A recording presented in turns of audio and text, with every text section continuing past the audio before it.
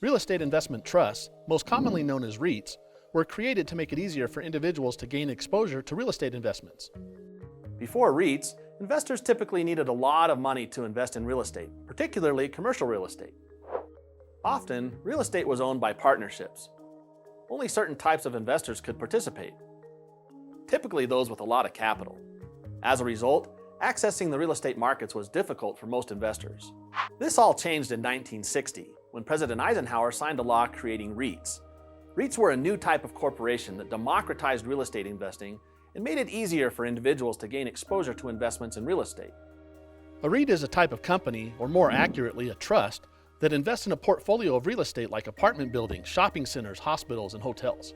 Investors can participate in the gains and losses of the portfolio by buying shares of a REIT. Because equity REITs are publicly traded and listed on the same exchanges as other companies, buying a REIT is similar to buying a stock.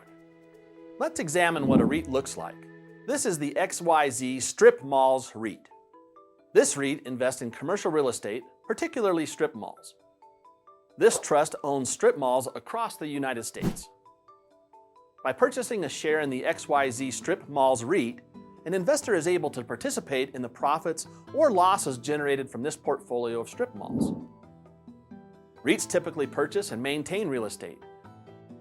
Therefore, part of the business is making sure the strip malls are maintained, managed, and occupied. For XYZ strip malls, long-term leases are the primary source of cash.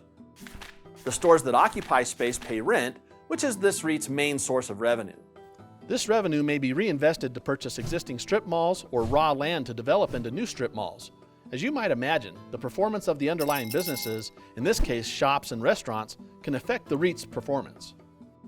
XYZ strip malls can also expand by borrowing money. Doing this introduces leverage, which is controlling a large amount of real estate with a small amount of money. Too much leverage is risky because it could expose XYZ strip malls to interest rate risk. That means if interest payments move higher, the trust may have to spend more paying back its borrowed money. Payments on borrowed money, capital expenditures, and other costs are subtracted from a REIT's revenue. What's left over, if anything, is typically net income, also known as earnings. REITs in the United States are required to pay 90% of their taxable income as dividends. REITs don't always generate earnings, so dividends are not guaranteed. REIT management may face several challenges, like building and expanding a portfolio of investments. For example, if XYZ Strip Malls expands too far and buys too many strip malls too fast, the trust could have low or even negative earnings. This could make it difficult for the trust to provide a dividend to investors. If a dividend is reduced or a payment is missed, its shareholders would likely sell their shares, possibly at a loss, and look for a better managed REIT. Bye. However, if a REIT performs well, it's good for the trust and its shareholders. Now that you know more about REITs and how they can provide a way to invest in the real estate market, you can see why some investors might consider including them in a diversified income portfolio.